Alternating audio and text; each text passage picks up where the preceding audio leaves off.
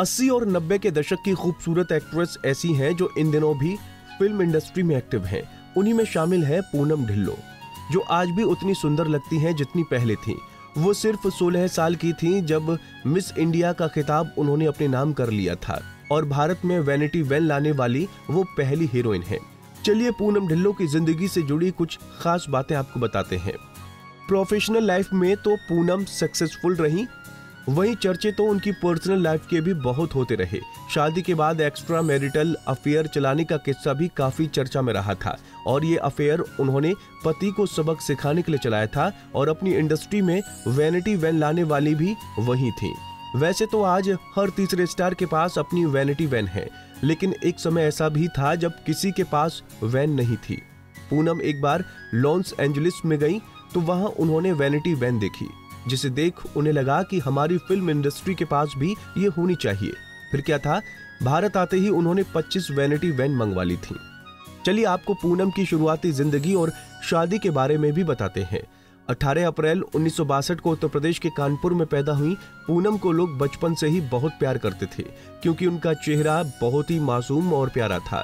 इसी के चलते उन्हें स्कूल के दिनों में ही फिल्मों के ऑफर मिलने लगे थे, लेकिन एक्ट्रेस अपनी पढ़ाई पूरी करना चाहती थी। साल 1977 में महज 16 साल की उम्र में मिस इंडिया का खिताब जीतने के बाद पूनम हिंदी फिल्म इंडस्ट्री में आई। मिस इंडिया का खिताब जीतने के बाद यश चोपड़ा की नजर उन पर पड़ी।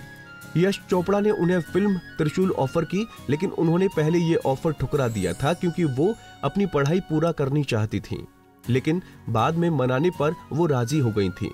फिल्म करने के लिए पूनम ने शर्त रखी कि वो गर्मी की छुट्टियों में ही शूटिंग करेंगी, जिससे उनकी पढ़ाई पर असर न पड़े।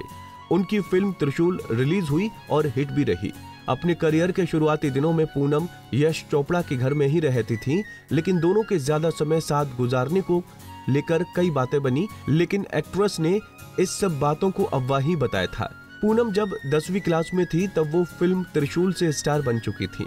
उनकी बोल्डनेस का अंदाजा आप इस बात से लगा सकते हैं कि पहली ही फिल्म में उन्होंने स्विमिंग सूट पहना था। उन्होंने यश चोपड़ा के ही प्रोडक्शन हाउस की फिल्म नूरी में फारूक शेख के साथ काम किया। ये रोल यादगार था। नूरी के लिए उन्हें फिल्म फेयर अवार्ड में बेस्ट एक्ट्रेस का नॉमिनेशन भी मिला था।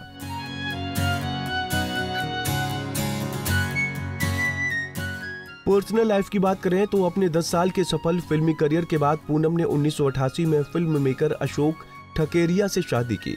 दोनों के 2 बच्चे हुए, पलोमा और अनमोल, लेकिन ये रिश्ता करीब 10 साल ही चल पाया। पूनम तब से अपने पति का घर छोड़कर बच्चों के साथ अलग रहती हैं। दरअसल शादी टूटने की वजह अशोक का दूसरी महिला से अफेयर था।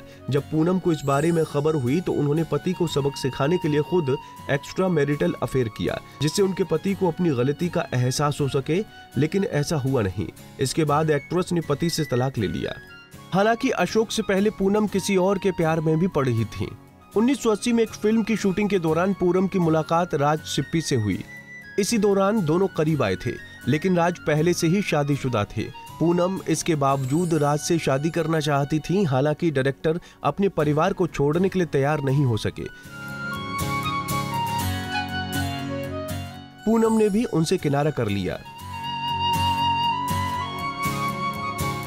अब तो वो फिल्मी पर्दे से दूर है, लेकिन इवेंट्स और सोशल मीडिया में काफी एक्टिव हैं। एक्टर के साथ वो एक सफल बिजनेस वुमन भी हैं। वो वैनिटी नाम की सफल मेकअप कंपनी चला रही हैं।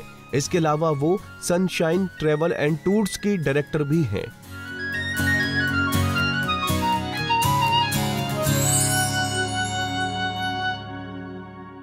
आपको पूनम ढिल्लों की कौन सी फिल्म पसंद थी, हमें कमेंट बॉक्स में जरूर बताएं।